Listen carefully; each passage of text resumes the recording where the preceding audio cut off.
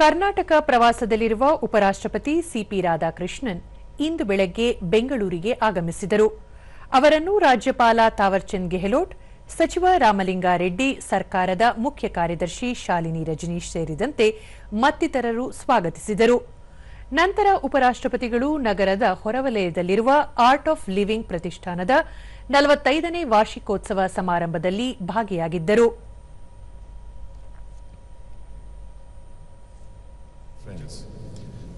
On behalf of the globe, may I now ask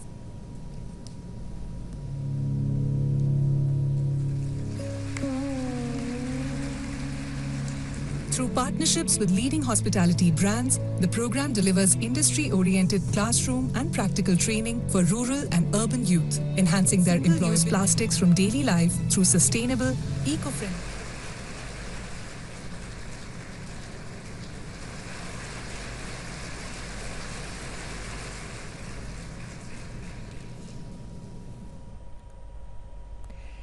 ಈ ವೇಳೆ ಉಪರಾಷ್ಟ್ರಪತಿ ಸಿಪಿ ರಾಧಾಕೃಷ್ಣನ್ ಸಮಾಜದಲ್ಲಿ ಸೌಹಾರ್ದತೆ ಕಾಪಾಡಲು ಆಂತರಿಕ ಶಾಂತಿ ಅತ್ಯಗತ್ಯ, ಜಾಗತಿಕ ಸಂಘರ್ಷ ಹಾಗೂ ಅನಿಶ್ಚಿತತೆಯ ನಡುವೆ ಆರ್ಟ್ ಆಫ್ ಲಿವಿಂಗ್ ಸಂಸ್ಥೆ ಶಾಂತಿ ಹಾಗೂ ಮಾನವೀಯ ಮೌಲ್ಯಗಳನ್ನು ಪ್ರಚಾರಪಡಿಸುವ ಮೂಲಕ ವಿಶ್ವ ಶಾಂತಿಗೆ ಕೊಡುಗೆ ನೀಡುತ್ತಿದೆ. 181 ರಾಷ್ಟ್ರಗಳಲ್ಲಿ ಕಾರ್ಯನಿರ್ವಹಿಸುತ್ತಿರುವ ಆರ್ಟ್ ಆಫ್ ಲಿವಿಂಗ್ ಕೇಂದ್ರಗಳು ಜನಜೀವನ ಸುಧಾರಿಸುವಲ್ಲಿ ಮಹತ್ತರ ಪಾತ್ರ ವಹಿಸಿವೆ. ಗ್ರಾಮೀಣಾಭಿವೃದ್ಧಿ, ಪರಿಸರ, ಆಧ್ಯಾತ್ಮಿಕತೆ ಹೀಗೆ ಹಲವಾರು ವಲಯಗಳಲ್ಲಿ ಆರ್ಟ್ ಆಫ್ ಲಿವಿಂಗ್ ಸಂಸ್ಥೆ ಸಮಾಜ ಸುಧಾರಣೆಗೆ ಕೈಜೋಡಿಸಿದೆ ಎಂದು ತಿಳಿಸಿದರು. In natural farming, regeneration of rivers and water bodies, tree plantation and many other areas, Guruji has made notable contributions, and through this foundation, he has achieved a lot. Guruji's campaign to inspire the youth towards a drug-free India is extremely commendable and worthy of emulation. ರಾಜ್ಯಪಾಲ ಥಾವರ್ಚಂದ್ ಗೆಹ್ಲೋಟ್ ಆಧ್ಯಾತ್ಮಿಕ ಜ್ಞಾನವನ್ನು ಸರಳ ಭಾಷೆಯಲ್ಲಿ ತಿಳಿಸಿಕೊಡುವ art of living ಸಂಸ್ಥೆಯ ಪ್ರಯತ್ನದಿಂದ ಜನಸಾಮಾನ್ಯರಿಗೆ ಅನುಕೂಲವಾಗಿದೆ. ವಿಕಸಿತ ಭಾರತ ನಿರ್ಮಾಣಕ್ಕೆ ಆರ್ಥಿಕ ಪ್ರಗತಿಯೊಂದಿಗೆ ಆಧ್ಯಾತ್ಮಿಕ ಬೆಳವಣಿಗೆಯೂ ಅತ್ಯಗತ್ಯ.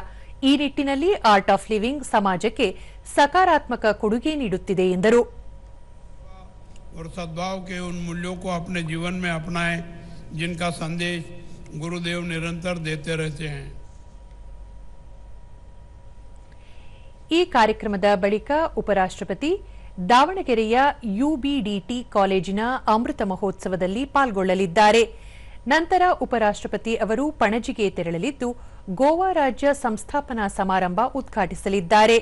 ಇದೇ ವೇಳೆ ಪಣಜಿಯ ರಾಷ್ಟ್ರೀಯ ಸಾಗರ ಅಧ್ಯಯನ ಸಂಸ್ಥೆಗೂ ಅವರು ಭೇಟಿ ನೀಡಲಿದ್ದಾರೆ. ಇದೇ 31ರಂದು ಉಪರಾಷ್ಟ್ರಪತಿ ಶ್ರೀ ಕ್ಷೇತ್ರ ಧರ್ಮಸ್ಥಳಕ್ಕೆ ಭೇಟಿ ನೀಡಲಿದ್ದು ಬೆಳ್ತಂಗಡಿಯ ಸಿರಿ ಕೈಗಾರಿಕಾ ಪಾರ್ಕ್ ಉದ್ಘಾಟಿಸಲಿದ್ದಾರೆ.